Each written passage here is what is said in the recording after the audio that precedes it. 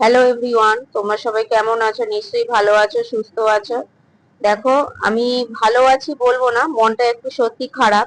কারণ কালকে হঠাৎ আমার দিদির শাশুড়ি মানে সকাল 11টার সময় মারা গেছে। তা ওই শোনাতে সত্যি কথা মনটা খুবই খারাপ হয়ে গেছে। কারণ কিছুদিন আগেই দেখো ওদের বাড়িতে রাধা গোবিন্দের পুজো হয়েছিল, আমরা সবাই মিলে গেছিলাম, তো সেই ভিডিও তোমাদের সাথে শেয়ার করেছি। তো ওনার কদিন ধরে শরীরটা খুব খারাপ ছিল, কিন্তু মানে মানে এইভাবে যে হঠাৎ করে যে উনি যে চলে যাবে, আর সত্যি কথা কি ভালো মানুষগুলো এইভাবে চলে গেলে না, মানে মনটা এত খারাপ লাগে, এত খারাপ লাগে। আর উনি সত্যিই খুব ভালো মানুষ ছিল। উনি কেন, মানে আমার দিদির শাশুড়ি কেন, শ্বশুর কেন, এনারা দুইজনই সত্যি অমায়িক মানুষ। মানে মানুষের বিপদে, মানুষের মানে আনন্দে এত সুন্দরভাবে ঝাঁপিয়ে পড়ে। মানে এনাদের আর কি, মানে কিছু কোনো দিক থেকে এদের আর কি মানে বলা, মানে কোনো ভাষা নেই, এনারা এতটাই ভালো। তা যাই হোক, সত্যি মনটা খুব খারাপ। তাই আজ সকালবেলা, আজকে মানে কালকে সারাটা দিনই আমরা ওখানে ছিলাম। তা সন্ধ্যেবেলায় এসে নিজের একটু ফ্রেশ হয়ে, তাই মনটা খুবই খারাপ আজকে সকালে। তাই আর সকালে কোনো ব্রেকফাস্ট করিনি। তা মেয়েও বেরাবে বলে, তাই মেয়েকে বললাম তাহলে তুই দুধ দিয়ে একটু কর্নফ্লেক্স দিয়ে কলা দিয়ে খা।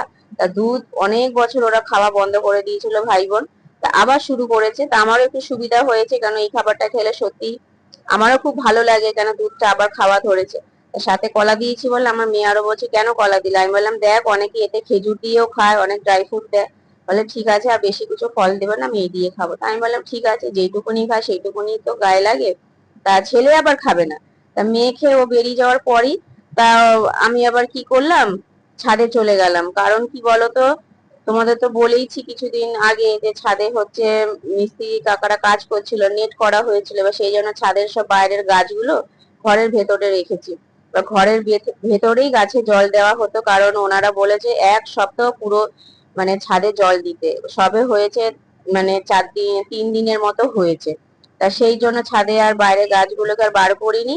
তাই ভাই একবার সকালবেলা অনেক সকালে এসে জল দিয়ে গেছে। তো ওনারা বলে দিনে যতবার পারবেন ছাদে জল দেবেন। তা আমিও সেই জন্য আপাতত অনেকটা করেই জল দিয়ে দিলাম। জল দিয়ে দেওয়ার পরে তারপরে ভেতরে জানলাটাও খুলে দিলাম, কারণ গাছগুলোও তো রয়েছে, ওদেরও তো একটু হাওয়া বাতাস দিতে হবে। তারপরে নিচে এসে ওই ছেলেকে বলে গেছিলাম তুই একটু হলো দোকান থেকে তাহলে পরোটা, আলুর তরকারি আর জিলেপি নিয়ে, ওইটা দিয়ে আমরা সবাই মিলে ব্রেকফাস্ট করলাম। আর জিলিপিটা অনেকদিন পরে খাচ্ছি, তো বেশ ভালোই লাগছে। তাহলে সবাই মিলে এইটাই খেলাম, মেয়েও বেরিয়ে গেল, সবাই বেরিয়ে গেল। তাহলে তোমরা সবাই ভালো থেকো, সুস্থ থাকো, তোমাদের সাথে কথা অনেক হবে। তাহলে এখনকার মতো চলো, টাটা।